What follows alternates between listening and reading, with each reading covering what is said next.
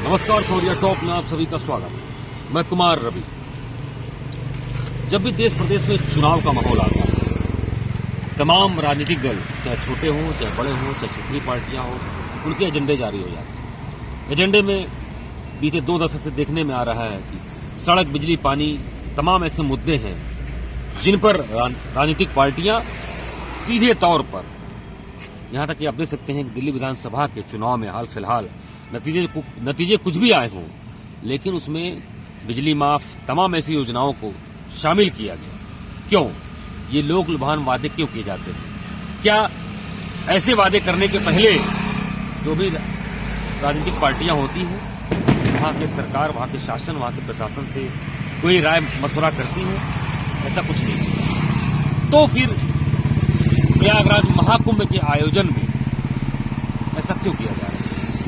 दरअसल ये सवाल तब उठ रहा है तो खबरिया टॉप की आईटी सेल की टीम ने आज देखा यूपी के पूर्व मुख्यमंत्री और सपा प्रमुख अखिलेश यादव ने फेसबुक पर और अपने एक्स हैंडल पर एक ट्वीट किया, जिसमें साफ तौर पर लिखा था, जब फिल्में देखने के बाद सरकारें द्वारा मनोरंजन कर मुक्त की जा सकती हैं, यानी इंटरटेनमेंट टैक्स से उन फिल्मों को फ्री कर दिया जाता है, तो ऐसे में महाकुंभ आयोजन के दौरान टोल टैक्स क्यों नहीं फ्री किया जा सकता? हो सकता है कि अखिलेश यादव का यह राजनीतिक पैतरेबाजी हो, उनका कोई राजनीतिक उनकी मंशा हो, लेकिन कहीं न कहीं अखिलेश यादव ने, जो एक तरीके से राष्ट्रीय स्तर के नेता है, पूर्व मुख्यमंत्री भी रह चुके हैं और अपने पार्टी को लीड कर रहे हैं और एक बड़ी पार्टी बनकर उभर कर आ रहे हैं सामने, इस बात पर, इस मुद्दे पर, अखिलेश यादव के मुद्दे पर को लेकर जब खबरिया टॉप की टीम ने पब्लिक ट्रांसपोर्ट सेवा से जुड़े तमाम जानकारों, तमाम ट्रांसपोर्टरों, तमाम सीनियर सिटीजन्स, तमाम लोगों से बातचीत की, तो जो चीजें निकल कर आई वह साफ तौर पर यही आई कि वाकई जब महाकुंभ के आयोजन को लेकर बीते 1.5-2 महीने का जो समय रहा, आगामी 26 फरवरी तक, आगामी अभी 12 फरवरी को माघी पूर्णिमा का शाही स्नान होगा, उसके बाद 26 फरवरी को महाशिवरात्रि का, इसके पहले मौनी अमावस्या 29 जनवरी को रहा, उसके पहले जो माघ का रहा, तमाम चीजें रही। महाकुंभ के एक पारंपरिक, एक परंपरागत आयोजन को लेकर जब योगी सरकार, उनके साथ साथ केंद्र की मोदी सरकार अपने सारे घोड़े खोल देती है, इसको डिजिटल महाकुंभ का नाम दिया जाता है। परंपरा से 4 कदम आगे बढ़ते हुए इसको इंटरनेशनल, अंतर्राष्ट्रीय महाकुंभ आयोजन की संज्ञा दी जाती है। साथ ही सीधे तौर पर महाकुंभ आयोजन को पर्यटन से जोड़ा जाता है, तमाम सुविधाएं दी जाती हैं, वहां पर कुटिया के स्थान पर कॉटेज की व्यवस्था की जाती है, लाखों करोड़ों रुपये लगाकर सरकार सत्ता शासन की। तो क्या ऐसे समय में जनता से कोई फीडबैक ली गई थी? क्या कोई शासन प्रशासन से फीडबैक लिया गया था? नहीं। तो सवाल यह उठता है कि अखिलेश यादव ने जो बात यह कही अपने एक्स हैंडल पर या फेसबुक पर, सोशल वेबसाइट पर, यह बात कहीं न कहीं तर्कसंगत नजर आती है। दरअसल आप जब कोई गाड़ी लेते हैं, चाहे 2 व्हीलर हो, चाहे 4 व्हीलर हो, परिवहन विभाग उस पर सीधे तौर पर 10% रोड टैक्स उसका आरोपित होता है। इसके बाद उस पर जीएसटी 18% लगता है। कुछ गाड़ियों का क्रमवार उनका एक क्राइटेरिया है कि 10 लाख के ऊपर क्या होगा, उस पे गाड़ियों पे अलग टैक्स लगता है। और वहीं एनसीआर के जो कैपिटल रीजन, जो शहर हैं, वहां पर अलग से ग्रीन टैक्स वसूला जाता है। मतलब एक गाड़ी की खरीद पर आपसे कई प्रकार के टैक्स वसूले जाते हैं। और दूसरी तरफ पीएम मोदी, उनकी सरकार और प्रदेश में भी सरकार, उनके तमाम संगठन इस बात को, इस राग को अलाप करते रहते हैं बार बार, 1 नेशन 1 टैक्स, 1 इलेक्शन 1 नेशन। तो ये कैसी यह योजना है कि महाकुंभ के आयोजन को लेकर निश्चित तौर पर वीवीआईपी प्रोटोकॉल का जो असर रहा, आप देख सकते हैं बीते दिनों जो भगदड़ हुई, तमाम हादसे हुए, वह देखने में आया। इसके पीछे कहीं न कहीं एक बड़ा कारण वीवीआईपी या वीआईपी प्रोटोकॉल रहा।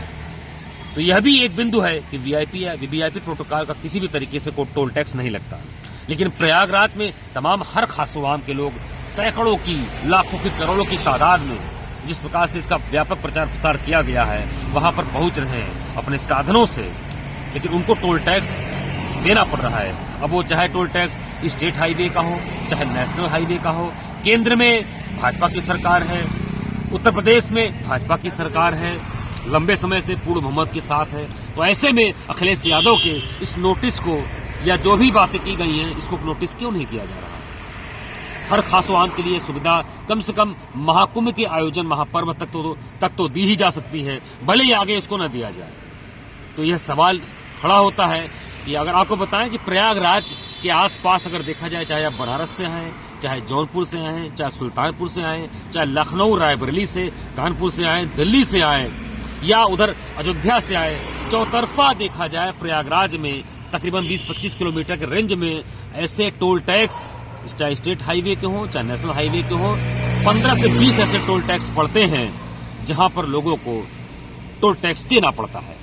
ऐसे में महाकुंभ के इस आयोजन पर यदि केवल महाकुंभ आयोजन पर्व के तिथि तक अगर इस अखिलेश यादव की इस बात को नोटिस कर लिया जाए, जनहित की दृष्टि से, पब्लिक इंटरेस्ट की दृष्टि से और एक तार्किक जो विश्लेषण की दृष्टि से, योगी सरकार जहां पर एक तरफ महाकुंभ के आयोजन को लेकर पूरे सरकारी खजाने को खोल देती है, स्वयं प्रधानमंत्री नरेंद्र मोदी भी वहां पर आकर आस्था की डुबकी लगाते हैं, तो क्या इस आस्था के महासंगम पर किस तरह जो है आम हर खासों आम जो वाहन चालक हैं या जो लोग अपने प्राइवेट व्हीकल से जाते हैं वहां पर प्रयागराज अभी भी जा रहे हैं लगातार, तो क्या उनको टोल टैक्स से मुक्ति नहीं मिल सकती है?